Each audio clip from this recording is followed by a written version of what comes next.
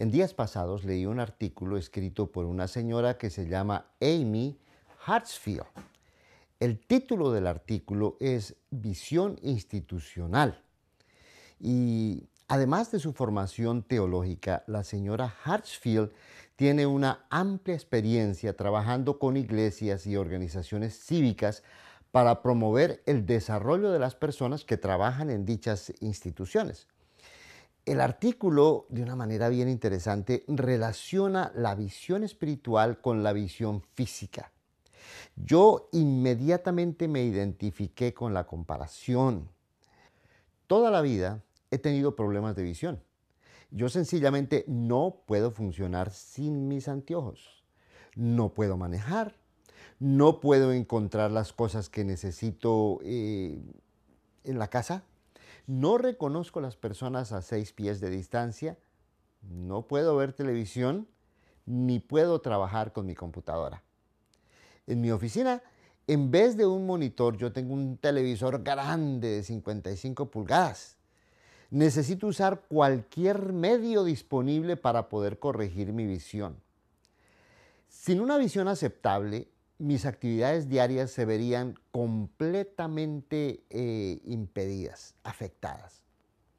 A mí me gustó este artículo porque me hizo pensar que así como un impedimento en la visión física afecta las actividades diarias de un individuo, así también la falta de visión espiritual en la iglesia impide nuestro desarrollo integral, nuestro desarrollo en la fe.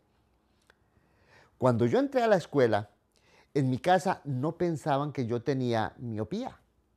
Creían sencillamente que yo no quería hacer el esfuerzo para ver el tablero y usar los cuadernos sin estar pegado a ellos. Eso hizo que yo dudara de mis habilidades y de mi valor personal. Cuando finalmente me compraron los primeros anteojos, la diferencia fue enorme. Miren, eso pasa también en la iglesia. Una visión corta o distorsionada afecta todo en la iglesia. Afecta la adoración, afecta el discipulado, la benevolencia, la evangelización y el liderazgo. La falta de una visión adecuada debilita la iglesia, como debilita cualquier organización. Es más, puede hasta matar una congregación. ¿Qué tal si un miope como yo manejo sin gafas? Si la gente se asusta hasta cuando manejo con gafas, imagínese si me las quitara. El problema de la falta de visión espiritual es común en las iglesias. Después de todo, antes de que Jesús llegara a nuestra vida, todos éramos espiritualmente ciegos. La lejanía de Dios nos enceguece. Necesitamos de la luz del Creador para ver correctamente con los ojos del Espíritu. Por favor, preste atención a la siguiente lectura que vamos a hacer en Marcos capítulo 8, 14 al 19. Si usted gusta, pues abra su Biblia si la tiene a la mano y me sigue en la lectura. Yo voy a estar leyendo de una versión sencilla de la Biblia. Dice que los discípulos se habían olvidado de llevar comida y solo tenían un pan en la barca. Y Jesús les advirtió: les recomiendo que se cuiden de la levadura de los fariseos y de la levadura de Herodes Antipas. Los discípulos comenzaron a hablar entre ellos y decían: seguramente dijo esto porque no trajimos pan. Y Jesús se dio cuenta de lo que hablaban y les dijo: ¿por qué hablan del pan? ¿Todavía no comprenden? ¿Tienen la mente cerrada? Verso 18. Si tienen ojos, ¿cómo es que no ven? Si tienen oídos, ¿por qué no oyen?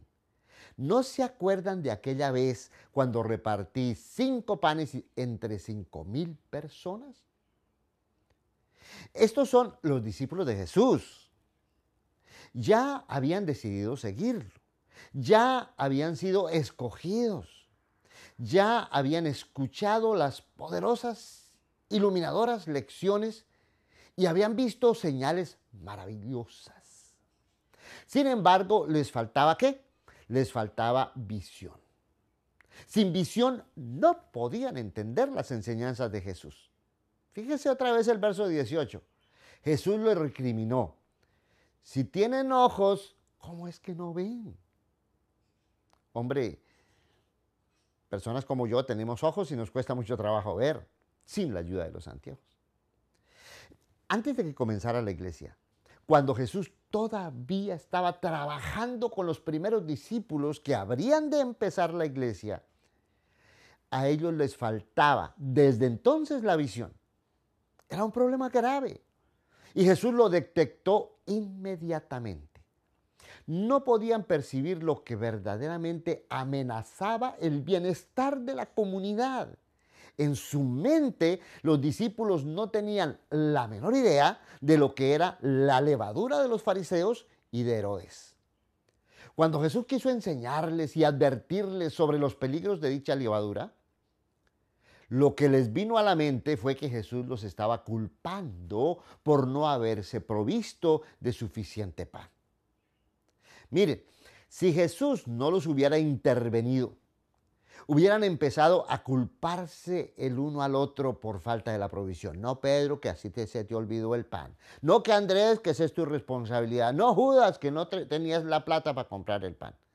Ellos no podían ver los peligros de la hipocresía, la ambición y la incredulidad, porque tampoco veían con claridad la proximidad y la naturaleza y las posibilidades del reino de Dios.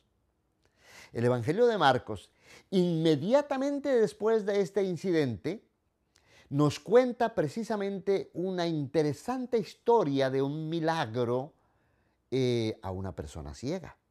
Leámosla. Está ahí en Marcos capítulo 8, ahí abajito, versículos 22 al 26.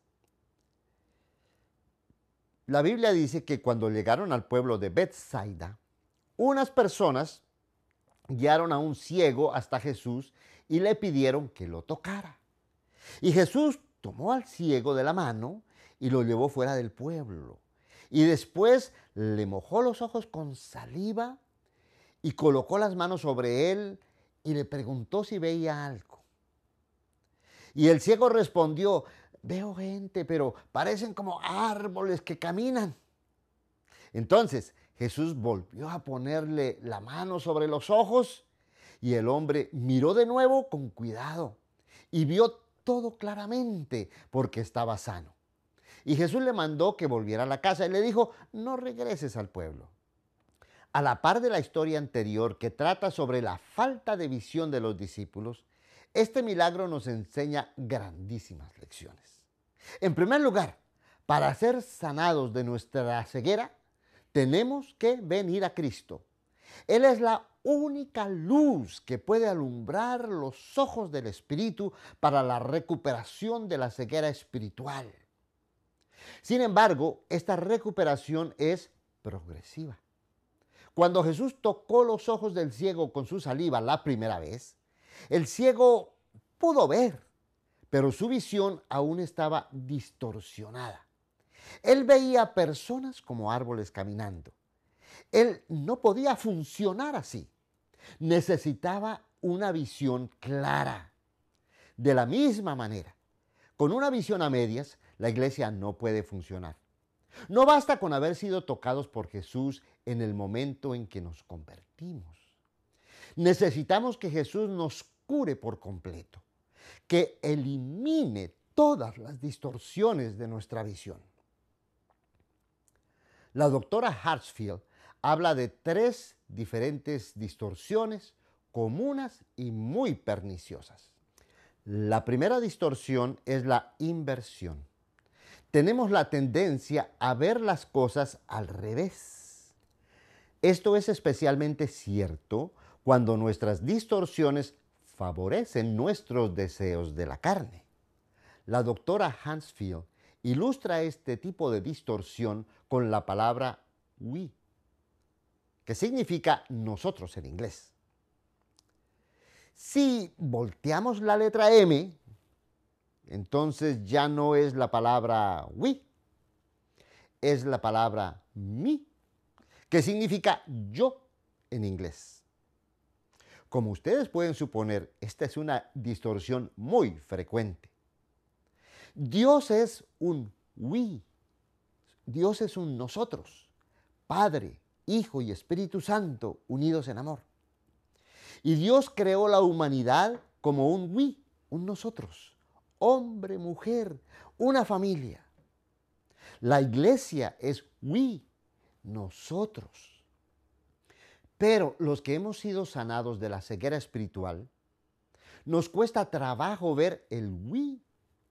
Fácilmente convertimos nuestra realidad we en me. Otra distorsión es la inclusión. Esto pasa cuando en nuestra percepción de la realidad vemos cosas que no están ahí. Podemos ilustrar esto con la palabra our, nuestro en español. Si incluimos una y, nos quedamos con la palabra your, suyo en español. Así, de repente, nuestra responsabilidad se convierte en su responsabilidad. Nuestro problema se convierte en su problema. En lugar de buscar soluciones, buscamos a quién culpar por enfocarnos al otro, you, o sea, usted en español. Nos concentramos en nuestras diferencias en vez de ver las muchas cosas importantes que tenemos en común. Nos fijamos en nuestra percepción distorsionada del otro, you. En lugar de ver el potencial que encierra nuestra unidad, we, vemos las debilidades del otro, you. Tú tienes la culpa. Por tu culpa no estamos haciendo lo que debemos hacer. Finalmente, la doctora Hartsfield menciona una tercera distorsión. Es la exclusión. Esto ocurre cuando tenemos una visión parcial de la realidad. Es decir, no vemos una visión completa. No percibimos componentes que son cruciales a nuestro alrededor. Dos palabras ilustran este fenómeno: público y púbico. El significado cambia totalmente, simplemente por no ver la letra L. Cuando leemos la Biblia y no podemos escuchar su mensaje, es que tenemos una visión parcial. Cuando no podemos ver al otro y lo que el otro puede aportar, es que tenemos una visión incompleta. Cuando los afanes del tiempo presente no nos dejan ver las posibilidades del futuro, del mañana, es que estamos dejando de ver elementos cruciales en nuestra vocación cristiana. En la historia de Marcos, cuando el ciego dijo que no podía ver con claridad, Jesús lo tocó de nuevo. Así como él, nosotros con frecuencia necesitamos un segundo toque del Maestro. Recordemos que Él es la luz que da vista a los ciegos. Reconozcamos con humildad las distorsiones de nuestra visión. No caiga usted en la trampa de pensar que tiene la visión más clara del mundo. Pídale a Dios que le dé claridad. Tenga cuidado con las tres clases de distorsiones que vimos aquí: la inversión, la inclusión y la exclusión. Tenga cuidado de nuestra tendencia a acomodar las cosas para nuestra conveniencia. Mantenga la perspectiva de nosotros. We, esa es la perspectiva de Dios. Aun cuando le venga la tentación a asumir el punto de vista exclusivo de usted, es decir, yo tengo la razón. Tenga cuidado con nuestra tendencia a ver cosas que no existen.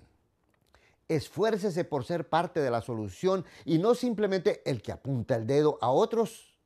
Y por último, mire en todas las direcciones, por todas partes, procurando tener la visión más completa posible.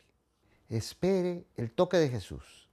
Cada vez que desee con fervor, con pasión, tener claridad en su fe. Que Dios le bendiga por ver este video. No se olvide de compartirlo, suscribirse si está en YouTube darle un like y ayudar a que otras personas mejoren su visión.